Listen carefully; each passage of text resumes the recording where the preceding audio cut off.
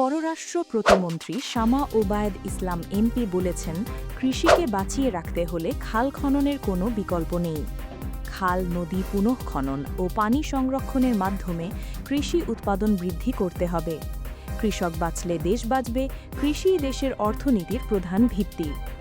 শুক্রবার ২৬শে জুন বিকেল ৪টায় ফরিদপুরের নগরকান্দা উপজেলা পরিষদ মিলনায়তনে কৃষি সম্প্রসারণ অধিদপ্তরের আয়োজনে পার্টনার কংগ্রেস ২০২৬ অনুষ্ঠানে প্রধান অতিথির বক্তব্যে তিনি এসব কথা বলেন।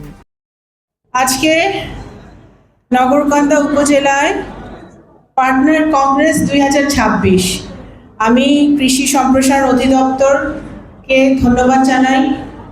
আমাদের নগরকান্দা উপজেলার নির্বাহী অফিসার সহ এখানে যারা আজকের আয়োজনের সাথে জড়িত ছিলেন, আয়োজনটি সফল করার জন্য কাজ করেছেন, তাদের সকলকে ধন্যবাদ জানাই। বিশেষ করে পার্টনার কংগ্রেস এই প্রোগ্রামের আওতাধীন যারা এখানে উপস্থিত আছেন তাদের সকলকে আমি একটি অত্যন্ত গুরুত্বপূর্ণ আমাদের দেশের কৃষকদের জন্য, কৃষানীদের জন্য, কৃষির জন্য, নগরকান্দার কৃষকদের জন্য অত্যন্ত গুরুত্বপূর্ণ এটি একটি কর্মসূচি।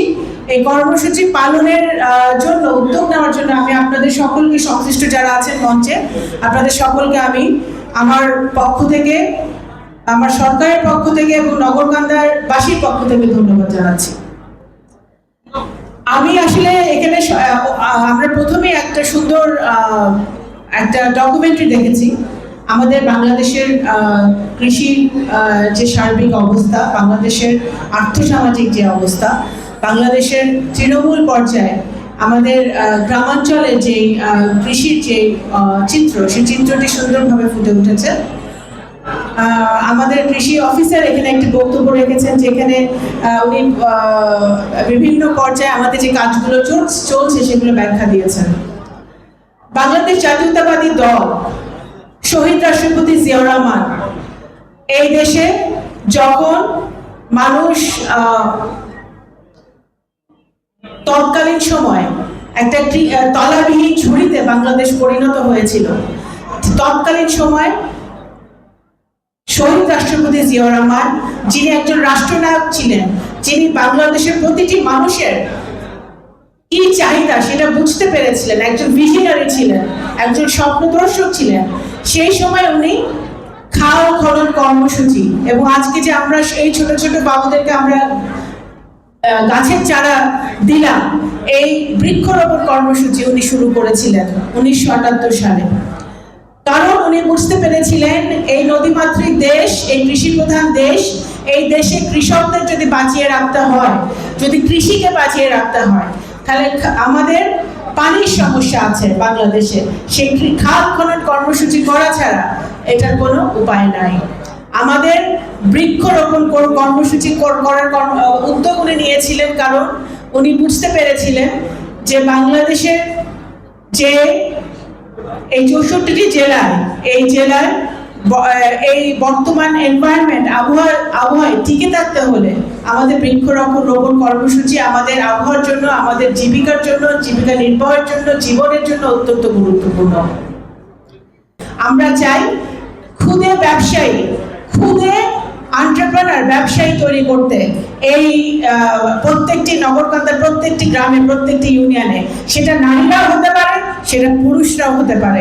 আপনারা আপনাদের কৃষি কাজের মধ্য দিয়ে, উদ্ভাবনের মধ্য দিয়ে আপনারা এই পার্টনার কংগ্রেসের কর্মসূচি প্রোগ্রামের সুযোগ নিয়ে এইটাকে বাস্তবায়ন, এটার যদি আপনারা শিক্ষাটা ঠিকমতো গ্রহণ করতে পারেন, তাহলে আগামী দিনে আমরা আমাদের নগরকান্দা উপজেলায়, আমাদের প্রত্যেকটা ইউনিয়নে আমরা খুদে খুদে ছোট ছোট কৃষি নির্ভর ছোট ছোট ব্যবসা আমরা তৈরি করতে পারবো।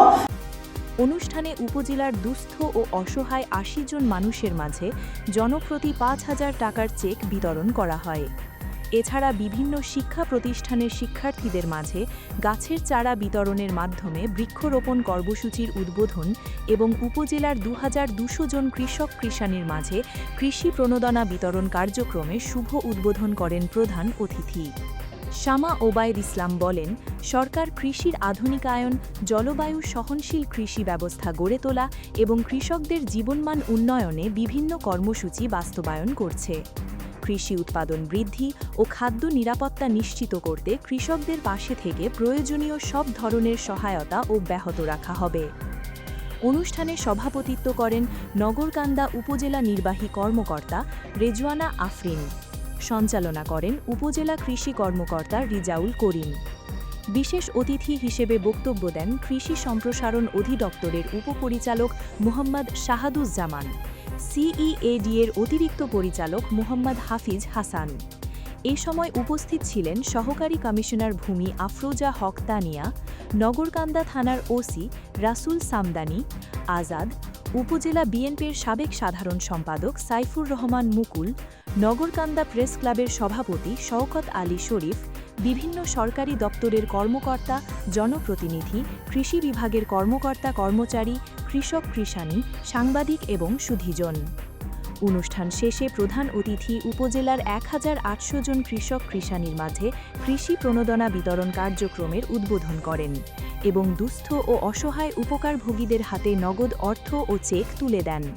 পাশাপাশি শিক্ষার্থীদের মাঝে গাছের চারা বিতরণের মাধ্যমে বৃক্ষরোপণ কর্মসূচিরও উদ্বোধন করা হয়।